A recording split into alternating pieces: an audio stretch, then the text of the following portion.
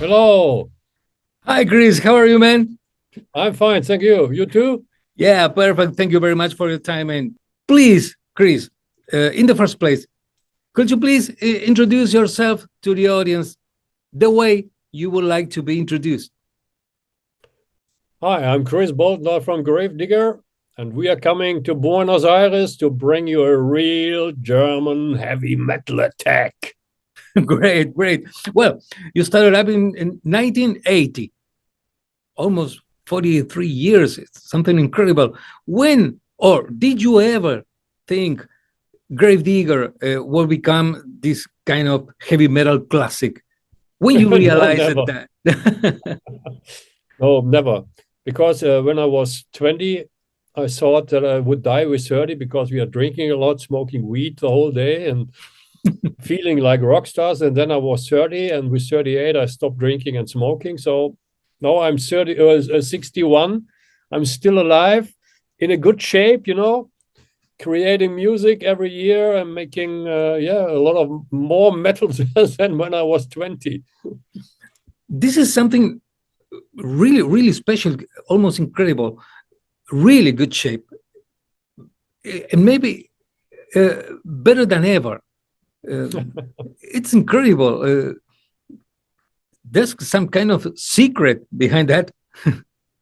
Yeah, I have a miracle drink here, like I can drink. It's like bring me back the youth. No, no, no.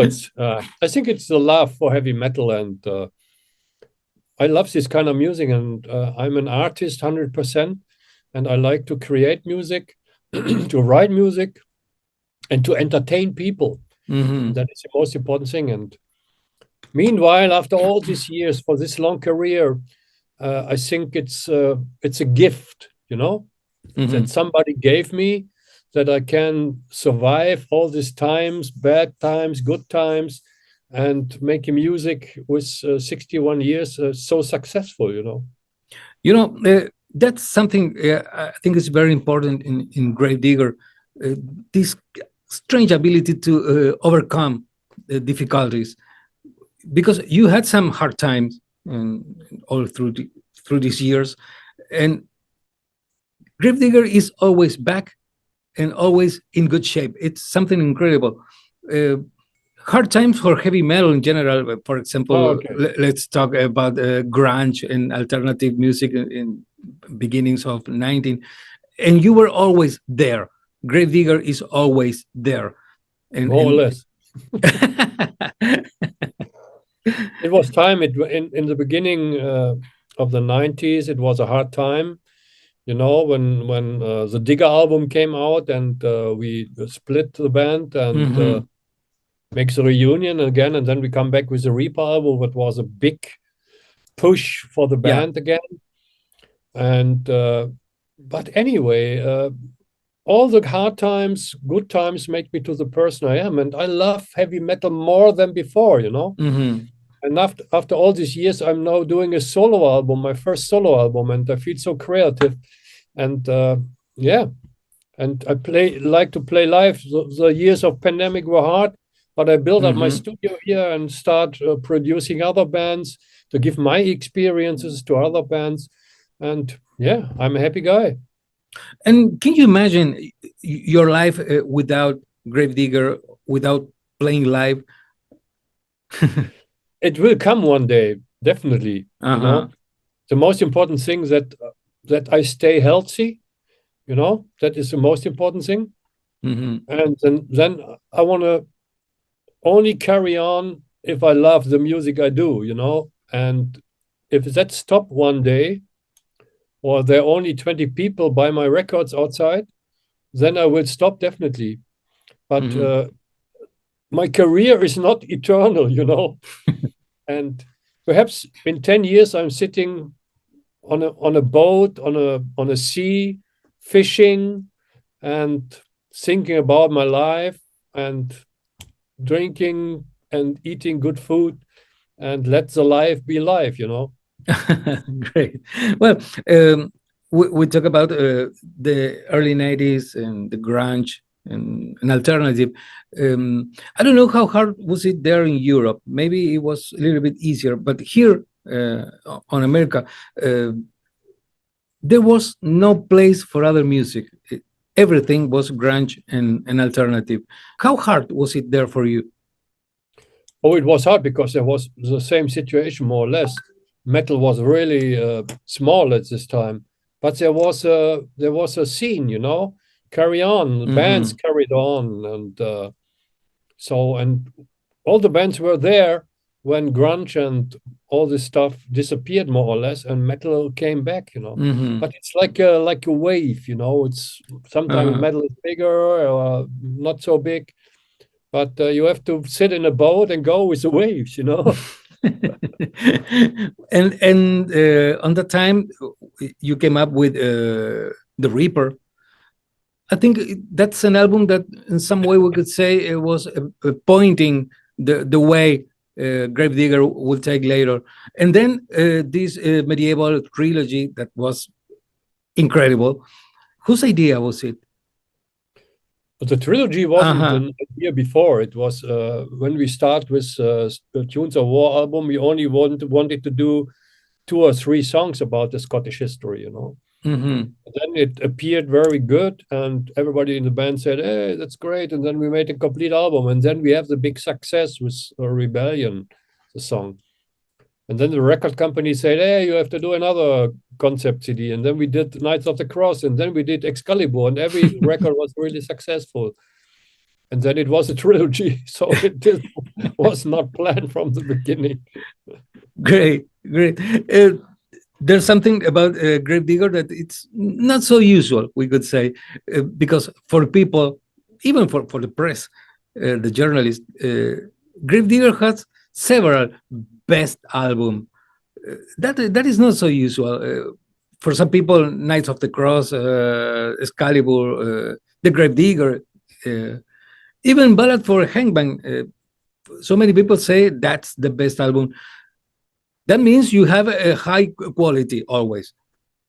Yeah, that is something we try to do with every record, you know. We have a really high, a quality level. And, I always say if I have the feeling that a song is not fitting very well to the Gravedigger stuff, then I kick it, you know. So I am make the overview. I'm the controller to keep the quality high, you know. And you will listen, if you listen to my solo album, you will see the quality is really, really high. They're really good songs. And I think there are a couple of songs which has also the classic, could be a classic in the future, you know. So anyway, we do it every 2 years or every 2.5 years, we release a record. But in this time, we're really working hard to create the best what we can do. And how do you feel working on a solo album? It was good. It was, it was much fun, you know, because I'm working with 3 different musicians. Nobody from Gravedigger is included. And it was a new experience for me. And yes, it was really cheesy, fluffy, and it was a lot of fun. We could say you feel more free. Yeah. What mean free? I'm always free in my mind, you know. I'm not depending to anybody. Yeah. You know? But to work not with the guys from Gravedigger, work with different musicians that make something. It was a cool experience, and it makes it sometimes a bit easier. Great. And how do you see a Symbol of Eternity? Do you like it? Are you happy with it? Yeah, definitely. I think it has really good songs, including I love the sound. It's more basic than the albums before.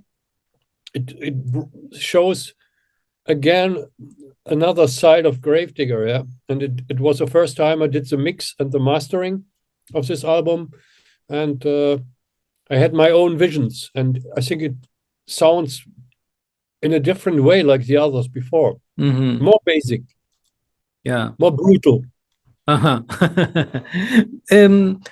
talking about production and mixing, it seems you like the I don't know if we could say old school sound, but not too modern. Yeah, Is for it sure. I'm an 80s boy, you know. Mm-hmm. I was growing up in the 80s, and all my favorite bands are more or less still alive, like Saxon or Judas Priest, Iron Maiden. Mm-hmm. And I like the sound of these bands. Mm-hmm. But on the other side, I always try to give the Gravedigger sound a little bit a modern touch, you know. Mm-hmm. I don't like an old school snare drum, you know, where it's Yeah. only I like Yeah. yeah, this is what I like, and not tuk. Yeah. But anyway, Gravedigger always sounds organic, we could say. Yeah, You don't sound like a machine. that's good. I'm not a Mhm. machine.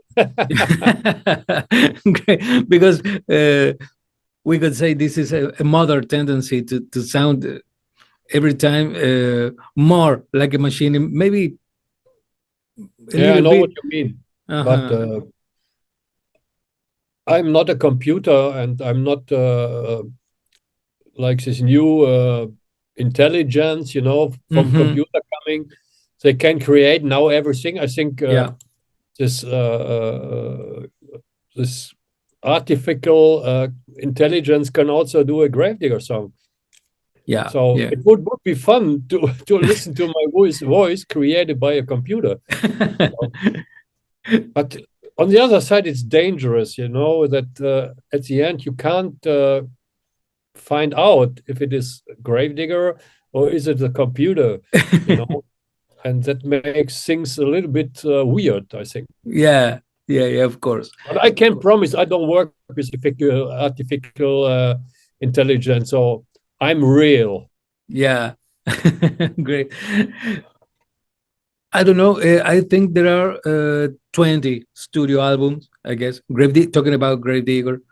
When you look back in time, do you think Gravedigger has the place the band deserves?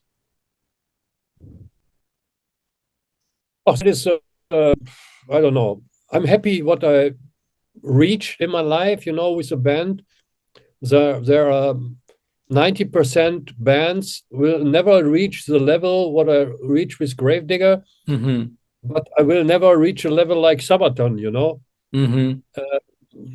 But that is, in my opinion, it's what you makes you happy, you Uh-huh. know. And I'm happy with what I reach, you know. I'm not looking every day, oh, why I'm not Sabaton or why I'm not playing in front of 10,000 people, you know. Mm-hmm. Uh, I play in front of 500,000 people. One time I play Wacken or another festival, I play in front of 40,000 people, 80,000 people. But I'm also doing a good show in front of 100 people. Mm-hmm. So it makes me happy. Everything makes me happy. And I can be on stage, I'm a happy guy, you know, or creating new music. I guess there must be some difference between playing for 40,000 people or playing for 200. Um, Maybe playing for 200 is make the things closer. You can Yeah, see the faces. yeah. It's more personal, you know. Yeah. If you're playing on a big stage like on Wacken Open Air, the people are 20 meters, 30 meters away, you know. Mm-hmm.